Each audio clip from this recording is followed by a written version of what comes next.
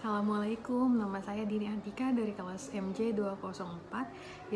Izinkan saya untuk membahas terkait soal UAS perekonomian Indonesia, perihal politik berdampak kepada perekonomian Indonesia.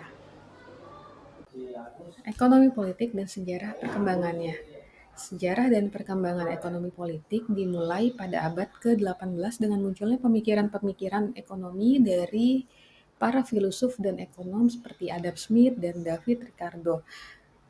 Yang pertama, Adam Smith, seorang ekonom dari filosof Skotlandia, dikenal sebagai Bapak Ekonomi Modern. Dia menulis buku berjudul The Wealth of Nations pada tahun 1776 yang membahas tentang keuntungan yang bisa didapat dari perdagangan internasional, keterkaitan antara produksi, distribusi, dan konsumsi, serta pentingnya kebebasan pasar dan persaingan. Smith berpendapat bahwa pasar bebas dapat mencapai keseimbangan sendiri tanpa campur tangan pemerintah.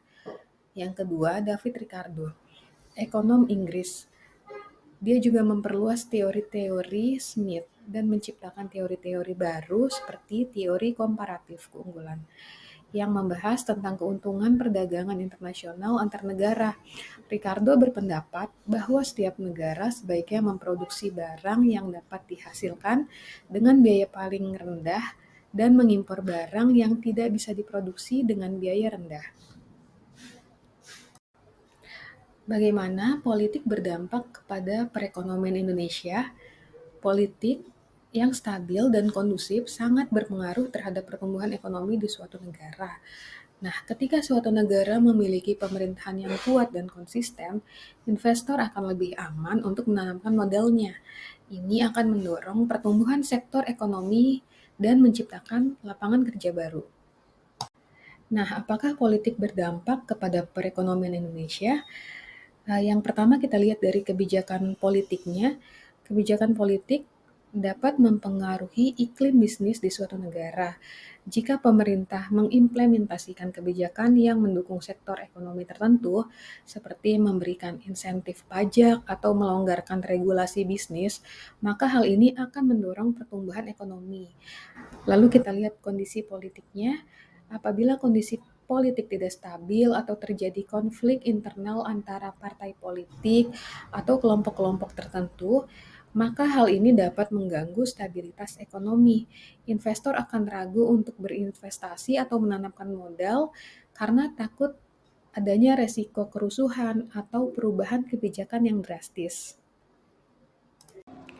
Nah, di sini kita melihat contoh dampak politik ekonomi bagi Indonesia. Yang pertama, ketegangan geopolitik antara Rusia dan Ukraina yang menyebabkan kenaikan harga energi dan pangan global dapat memicu inflasi di Indonesia. Lalu yang kedua, korupsi di sektor pembangunan dan kesehatan juga dapat merusak ekonomi Indonesia. Ketiga, kebijakan politik seperti regulasi perpajakan, insentif pajak, dan subsidi energi juga dapat mempengaruhi pertumbuhan ekonomi dan investasi di suatu negara. Apa saja sih pengaruh faktor-faktor ekonomi terhadap inflasi di Indonesia? Stabilitas harga atau pengendalian inflasi merupakan salah satu isu utama di Indonesia. Nah, tingkat inflasi yang rendah dan stabil akan menjadi inflasi simulator pertumbuhan ekonomi. Dan tingkat suku bunga, jumlah uang beredar, investasi, dan nilai tukar secara simultan mempengaruhi inflasi di Indonesia.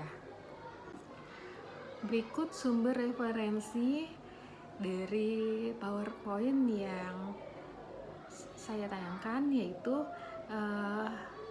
mediakeuangan.kemenko.go.id, lalu ada buku dari Sutawijaya Adrian tentang pengaruh faktor-faktor ekonomi terhadap inflasi di Indonesia, Jurnal Organisasi dan Manajemen. Yang ketiga, Wijaya Ciptananta terkait filsafat ekonomi Adam Smith, Jurnal Filsafat 19.1 tahun 2019.